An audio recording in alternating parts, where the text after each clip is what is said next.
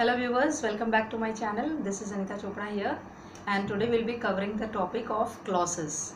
Clauses are basically the part of the sentence which is making the complete sense. ठीक है, एक ऐसा sentence होता है ग्रुप ऑफ वर्ड्स का जिसमें कंप्लीट सेंस होता है and in this subject is there and predicate is there and a finite verb is there. Right, finite verb I told you, finite verb वो वर्ब होते हैं which changes according to the tenses. ठीक है, tenses के according जो है वो change हो जाते हैं और पर्सन्स के अकॉर्डिंग भी वो चेंज होते हैं. That is first person, second person और द थर्ड पर्सन, इसके अकॉर्डिंगली उनमें चेंजेस आते हैं. ठीक है, ये होता है क्लॉज.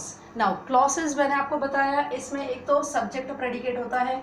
जैसे अगर हाँ we can if I take the example here, that is the bus which, yes, the bus which was going to Goa has flat tires.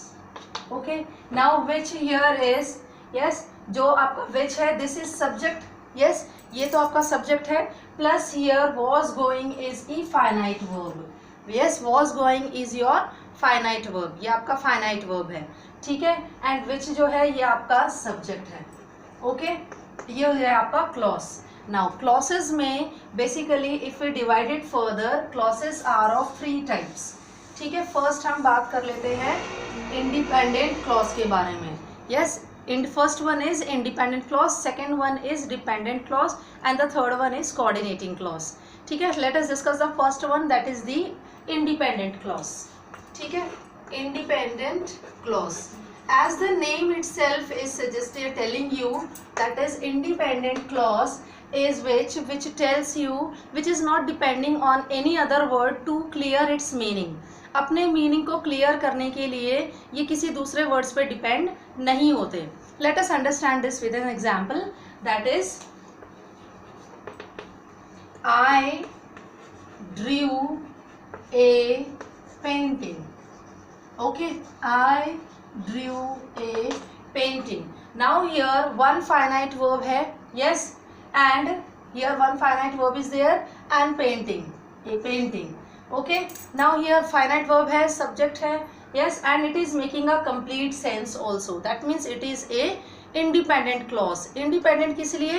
क्योंकि ये ऑलरेडी क्लियर कर रहा है अपने मीनिंग को, that what the exactly it is making the sense, that is पूरा sentence का meaning जो है वो पूरा अच्छी तरह समझ में आ रहा है. किसी और वर्ड की इस पर ज़रूरत है ही नहीं कि जो ना समझ में आए. ठीक है, तो ये हो गया इंडिपेंडेंट क्लॉज.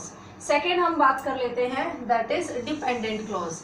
डिपेंडेंट क्लॉज जो होता है वो एग्जैक्टली इसका ऑपोजिट होता है, जो दूसरे वर्ड्स पे डिपेंड करता है अपने मीनिंग को क्लियर करने के लिए, जिसे हम बोल सकते हैं सबऑर्डिनेट क्लॉज भी हम कह सकते हैं. दैट इज सबऑर्डिनेट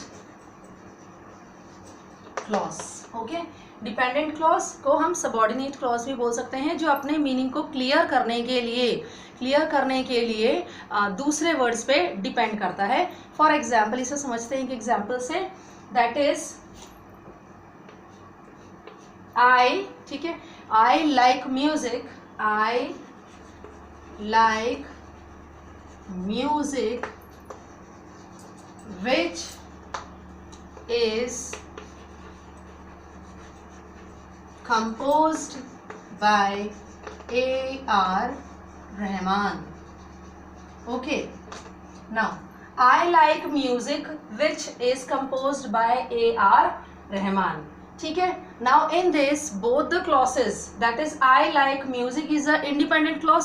इसमें ये इंडिपेंडेंट क्लॉज किस लिए है? क्योंकि इसमें पूरा मीनिंग क्लियर समझ में आ रहा है, that is I like music. ये तो हो गया आपका इंडिपेंडेंट क्लॉज. यस, लेकिन जो second part of the sentence है वो डिपेंडेंट क्लॉज है. वाई? क्योंकि which is composed bye A.R. Rahman. ये एक कुछ तो समझ में आ रहा है, लेकिन पूरा मीनिंग इसका क्लियरली समझ में नहीं आ रहा जब तक मैं फर्स्ट वाले वर्ड्स को इसके साथ अटैच ना कर दूं. राइट, जब हम दोनों सेंटेंस के वर्ड्स को मिला देते हैं तो हम कंजक्शन का यूज करते हैं दोनों वर्ड्स को मिलाने के लिए. ठीक है, फर्स्ट वाला तो है आपका इंडिपेंडेंट क्लॉज, और जो सेकेंड है ये है आपका डिपेंडेंट क्लॉज. ठीक है, dependent clause. Why? Because this is depending upon the first part of the sentence to clarify its meaning. अपने मीनिंग को क्लियर करने के लिए ये फर्स्ट वाले पार्ट पे डिपेंड करता है। और दोनों सेंटेंस को जब हम ज्वाइन करते हैं तो हम क्या यूज़ करते हैं? कंजक्शंस यूज़ करते हैं। ठीक है, जैसे यहाँ पर विच यूज़ हुआ है तो विच क्या है? यहाँ पर कंजक्शन है। ठीक है, अच्छा, now let us move to the third part, that is independent हो गया। इंडिपेंडेंट को हम मेन क्लॉज भी बोल सकते हैं या फिर हम प्रिंसिपल क्लॉज भी बोल सकते हैं। ठीक है, इंडिपेंडेंट क्लॉज के बारे में बात कर ली हमने, डिपेंडेंट क्लॉज के बारे में बात कर ली। अब हम बात करते हैं the third type of clause, that is coordinating clause. ठीक है, that is coordinating clause. Now coordinating clause में क्या होता है? Everyone pay attention here. Yes, coordinating clause में क्या होता है? इसमें दोनों पार्ट ऑफ द सेंटेंस जो होते हैं वो इंडिपेंडेंट होते हैं। ठीक है, both the part of the sentence are clear और उनका मीनिंग जो है वो समझ में आता है। Yes, it is making the complete sense. और दोनों को ज्वाइन करने के लिए हम क्या करते हैं? कंजक्शन का यूज करते हैं। Let us understand this with an example, that is I like reading